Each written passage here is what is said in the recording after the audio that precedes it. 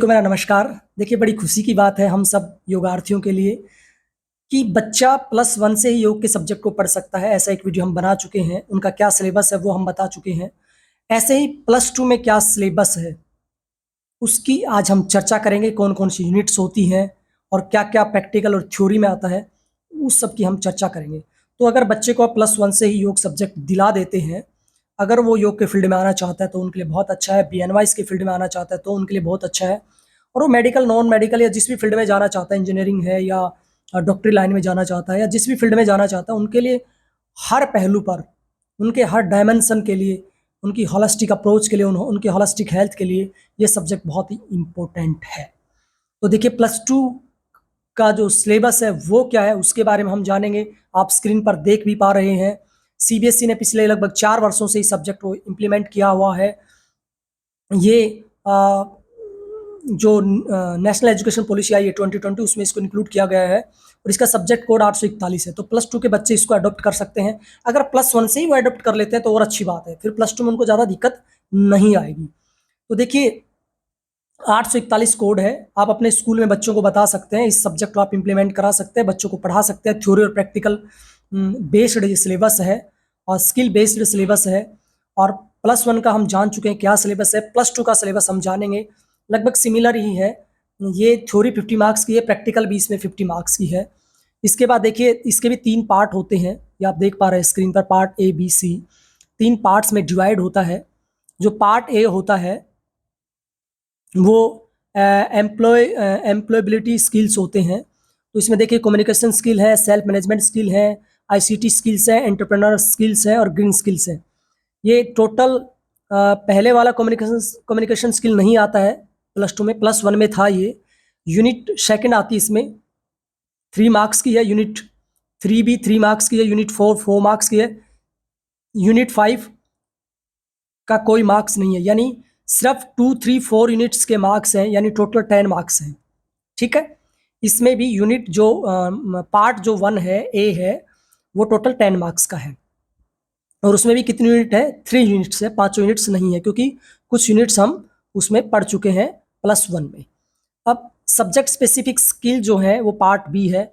इसमें introduction to yog and yogic practices, introduction to yog, yoga text, yog for holistic promotion, ये total 40 marks का है। अब अगला है सी पार्ट। सी जो पार्ट है उसमें प्रोजेक्ट है, वाइवा है, प्रैक्टिकल फाइल है और demonstration of skill, competency, viva lab activities है ना। तो टोटल पार्ट सी है वो 50 मार्क्स का है। पार्ट ए और बी दोनों मिलाकर कितने हैं? 50 मार्क्स के हैं। तो देखिए, अब सिलेबस जान लेते हैं हम।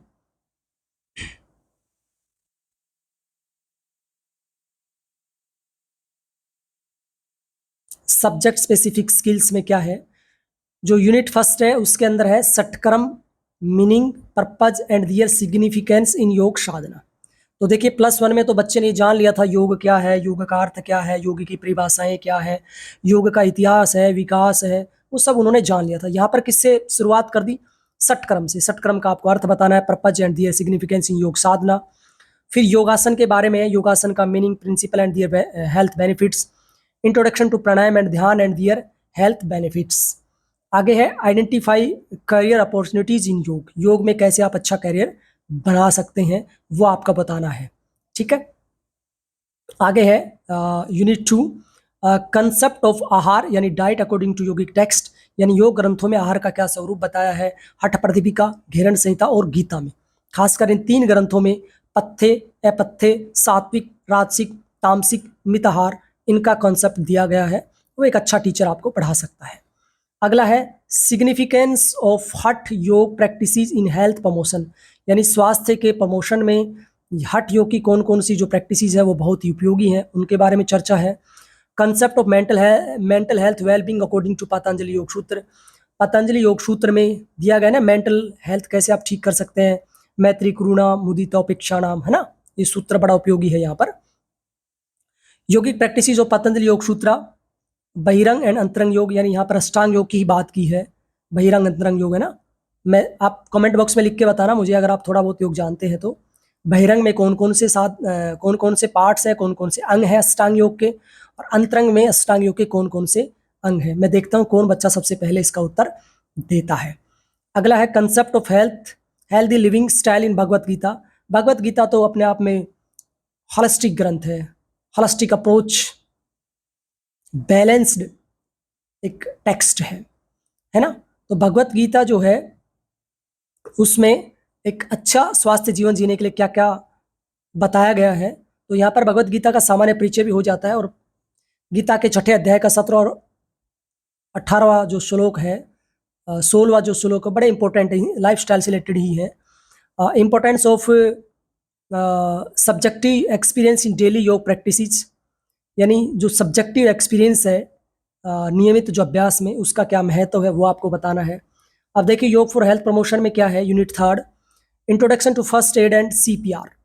देखिए इंट्रोडक्शन टू फर्स्ट एड होती है ना, जो सिखाते हैं आपको फर्स्ट एड, रेड क्रॉस जो विभाग होता है जिले स्तर पर वो निःशुल्क सिखाता है स्कूल्स कॉलेजेस में, तो उनका थोड़ा सा परिचय होना चाहिए। फर्स्ट एड का क्या अर्थ होता है, क्या कैसे कैसे हम फर्स्ट एड कर सकते हैं, तो योग कैसे उपयोगी है ना। एंड CPR क्या होती है, आप मुझे इसकी फुल फॉर्म लिख के जरूर बताना कि CPR क्या होती है। दूसरा yogic management of stress and its consequence, यानी तनाव प्रबंधन के लिए योग की क्या भूमिका है ना। योगिक क्रियाओं से आप कैसे तनाव प्रबंधन करेंगे, तो इसके बारे में आपको बताना है। योगिक प्रिवेंशन ऑफ कॉमन डिजीज, तो जो सामान्य जो बीमारियां हैं उनमें योग से आप कैसे प्रिवेंशन कर सकते हैं ना। कुछ ऐसे जैसे कि बच्चों को कफ कोल्ड की ज़्यादा समस्या रहती है, इम्यूनिटी वीक है, तो मेमोरी पावर वीक है, आँखों में कोई वीकनेस है ना, तो उसके मनोबल के लिए, उसको मोटिवेशन के लिए, उसकी स्ट्रेंथ के लिए, उसकी स्टेबिलिटी के लिए, उसकी मेमोरी एनहेंसमेंट के लिए योग की बहुत ही उपयोगी क्रियाएं हैं। उसमें आसन भी है, प्राणायाम भी है, मुद्राएं भी हैं, बंद भी है, ध्यान भी है। अगला है योग एंड पर्सनालिटी डेवलपमेंट, कि योग से एक कैसे अच्छा व्यक्ति बन सकता है ना। योग से कैसे उसके व्यक्तित्व का विकास हो सकता है, तो योग सबसे अच्छा व्यक्तित्व विकास कर सकता है एक बच्चे का, इसलिए शायद इसको स्किल सब्जेक्ट भी जोड़ा गया है। स्किल और स्पिरिचुअल सब्जेक्ट, मैं तो ये कह सकता हूँ इसको स्पिरिचुअल प्लस स्किल, दोनों गुण इस सब्जेक्ट में है। शायद ऐसा कोई पहला ये सब्जेक्ट होगा जिसमें स्किल और स्पिरिचुअलिटी दोनों के गुण हो। अब देखिए प्रैक्टिकल 12वीं में तो और भी आसान मुझे लगा कि सिलेबस है, काफ़ी आसान सिलेबस है। +1 का टफ है, थोड़ा सा हार्ड है, लेकिन जो बच्चा +1 का सिलेबस पढ़ लेगा उसे +2 में तो ज़्यादा मेहनत करने की जरूरत नहीं पड़ेगी, वो चुटकियों में इस सब्जेक्ट को पढ़ लेगा। प्रोजेक्ट है वो आपका 10 मार्क्स का है, ये प्रैक्टिकल है आपकी, फिर वाइवा आपका 5 मार्क्स का होगा, फिर प्रैक्टिकल वो 15 मार्क्स की होगी। ठीक है, तो ये आपका पूरा सिलेबस है। और सजेस्टेड लिस्ट ऑफ प्रैक्टिकल्स में क्या क्या है, ये बताया गया है। रिपीटेशन ऑफ आसन ऑफ क्लास +1 में जो आसन है उन्हीं का ही रिपीटेशन है। दूसरा प्रैक्टिस ऑफ ताड़ासन की दी गई है। अर्ध चक्रासन, कटी चक्रासन, दंडासन, भद्रासन, पद्मासन, वज्रासन, उत्तान मंडूकासन, काकासन और बकासन में अंतर होता है, आप मुझे बताइए लिख के। पर्वतासन, मकरासन, उत्तान पादासन, सेतुबंध आसन, विपरीत करणी आसन, सरल मत्स्यासन, शवासन, और इसमें repetition of pranayama of class +1 में जो प्राणायाम उनको रिपीट करना है। Practice of Jalandhar and Uddiyana बंद यहाँ पर नया दिया गया है। रिपीटेशन ऑफ मुद्रा क्लास +1 की मुद्राएं हैं वही रिपीट करनी है। Practice of breath meditation, Om ध्यान, ये नए हैं इसमें +2 में। और demonstration of skill competency in lab activity 20 marks की है। तो देखिए जो प्रोजेक्ट आप बनाते हैं उसकी गाइडलाइंस दी गई है, उसके बारे में इंट्रोडक्शन है। Identification of core and advance issues जो है वो आपको लिखने हैं। Learning and understanding and observation during the project period, ये आपको लिखना है। तो ये आपका प्रैक्टिकल का पूरा कार्य है, जिसमें आपके जो योग शिक्षक रहेंगे या आपके जो योग विशेषज्ञ रहेंगे, आपके जो योग आचार्य रहेंगे या आपके जो योग गुरु रहेंगे, उनकी बड़ी भूमिका होती है। तो ये आपका +2 का सिलेबस है जिसकी आज हमने चर्चा की।